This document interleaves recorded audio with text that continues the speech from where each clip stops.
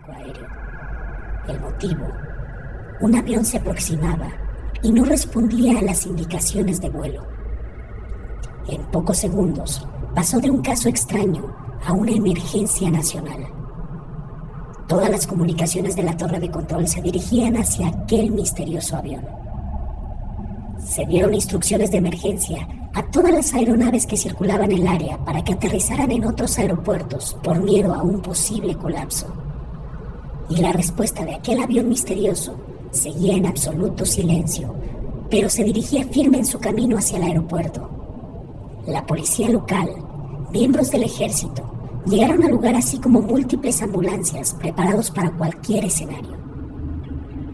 Podía tratarse de un secuestro. Podría ser un avión que se descompuso su sistema de comunicaciones y habían perdido su ruta, o se encontraban frente a un inminente ataque.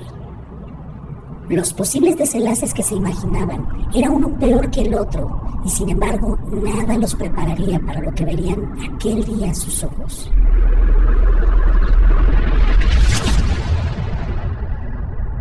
El avión estaba a pocos cientos de metros de la pista de aterrizaje. Los controladores aéreos lo podían visualizar con los binoculares, pero más de uno los bajaba para procesar lo que estaba viendo. Un avión Super Constellation de hélices. Lo extraño, aparte de todo lo que estaba ocurriendo, es que aquel avión era un modelo que tenía más de 30 años que no se producía. Y sin embargo, lucía bien. No había humo ni se veía desgastado, y se dirigía a una velocidad constante hacia la pista de aterrizaje. De repente, la nave despliega su tren de aterrizaje, reduce su velocidad y comienza a descender. Todos se sorprendieron cuando el avión realizó un perfecto aterrizaje y fue disminuyendo su velocidad hasta detenerse. Los autos de la policía y las ambulancias invadieron la pista y se dirigieron a toda velocidad a rodear el avión. Todas las personas esperaron a que hubiese alguna reacción del piloto o la tripulación. Pasaron 30 segundos, 1 minuto, y todos se mantenían expectantes. 5 minutos, 10 minutos, 15 minutos, y no había reacción. Así que asumieron que algo malo ocurría al interior del avión. Pero hasta eso, si esto se trataba de un secuestro, ¿por qué los secuestradores no gritaban sus peticiones?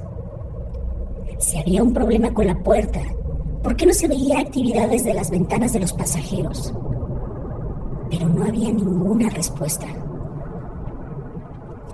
Era como si el avión estuviese vacío, pero eso era imposible. Se veía desde las ventanas las siluetas de los pasajeros, solo que ninguno se movía. Todo esto parecía una enorme broma, pero no era graciosa. Prácticamente había movilizado toda la policía local y los hospitales se encontraban liberando aulas en caso de una emergencia, aparte de detener todos los vuelos del momento y retrasar a miles de personas, sin hablar de las pérdidas económicas. Los policías entraron en acción y comenzaron a cortar la puerta. Los demás policías trataban de escuchar lo que ocurría al interior del avión, pero nada, ningún sonido. Cuando lograron abrir la puerta, encontraron el horror. Todo parecía la escena de una película de terror. Todos los pasajeros se encontraban sentados en sus asientos y todos estaban muertos. 90 personas para ser exactos. 88 pasajeros y 2 sobrecargos. Y lo peor es que lo único que quedaba de ellos eran los huesos. Como si hubiesen pasado años en esa posición después de morir. Todos llevaban la ropa puesta, ropa que a simple vista se notaba que era antigua, que pertenecía a una época pasada. Todo era terrible. Pero al menos no se veían rastros de que hubiera habido caos, como si la muerte los hubiera alcanzado por sorpresa sin que se hubiesen dado cuenta. Y si los policías creían que ya no se podía subir el nivel de terror a toda esta situación, ese sentimiento cambió cuando entraron a la cabina y vieron al piloto y al copiloto. Ambos también estaban muertos, al igual que el resto de la tripulación. Solo se encontraban los esqueletos de ambos, con sus uniformes aún encima y sus boinas de pilotos. Y entonces, ¿quién había pilotado el avión? ¿Cómo lograron aterrizar aquel aeronave? Un avión tan antiguo no tenía piloto automático, así que se agregaba un misterio más a todo este asunto, que no podía ser más extraño. Las investigaciones posteriores arrojaron algunos datos sorprendentes. Todo parecía indicar que aquel avión que había aterrizado era el vuelo 513, perteneciente a Santiago Airlines, una compañía que tenía 30 años de haber desaparecido. Al revisar los registros de aviones perdidos, al parecer el vuelo 513 partió el 4 de septiembre de 1954 desde la ciudad de Aquisgrán, Alemania, y se dirigía a la ciudad de Chile. Pero este nunca llegó, y se creyó que se había estrellado en el mar. Y aunque se buscaron los restos, nunca se encontró nada. ¿Y qué es lo que había sucedido? Pues hasta la fecha no se sabe. Hay algunas hipótesis, como por ejemplo la del Dr. Celso Atelo, un investigador del caso, quien afirma que el avión entró en una especie de vórtice que distorsionó el tiempo y el espacio. Como sea, el caso fue clasificado como secreto. Y el gobierno, tanto local como el gobierno alemán, nunca ofrecieron ninguna interpretación oficial. ¿Por qué se clasificó como secreto? A estas alturas, muchas personas que estuvieron en el momento del aterrizaje contaban lo que habían visto y era imposible silenciarlos a todos.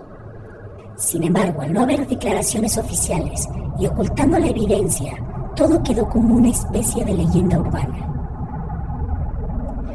Hay algunas teorías sobre el por qué se quería que este incidente se mantuviese oculto. La primera era lo inverosímil que resultaba el caso, y gobiernos de otros países mirarían con incredulidad a las autoridades brasileñas. Otra teoría era el tener que revivir un caso de hace mucho tiempo que se creía cerrado y localizar a los familiares de aquel vuelo y tratar de explicar algo que ni ellos comprendían bien podía resultar demasiado complicado, sin hablar de las posibles implicaciones legales que este evento acarrearía. Pero muchos técnicos y pilotos que presenciaron el evento lo sabían. Sabían lo que había ocurrido y sabían que eso era cierto. ¿Por qué? Porque muchos de ellos lo habían experimentado. Y hasta la fecha sigue siendo algo común.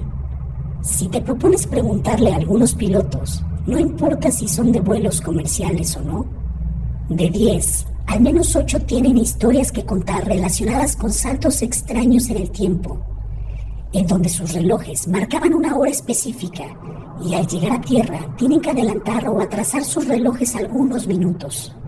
Algunos otros han sufrido experiencias más extremas, en las cuales se han teletransportado de un lado a otro, con una diferencia de miles de millas en segundos y sin una explicación racional. Y desapariciones de aviones y barcos se han sufrido a lo largo de la historia, y muchos se han dado en lugares en específico, como el famoso Triángulo de las Bermudas, o la zona del Mar del Diablo, o en el Triángulo de Michigan, así como la zona mágica de Comalá en Colima, por nombrar algunas. La diferencia es que aquellos barcos y aviones desaparecieron y nunca supimos más de ellos. Y este es el único caso en donde un avión perdido regresó, y los resultados de aquel viaje temporal son realmente perturbadores.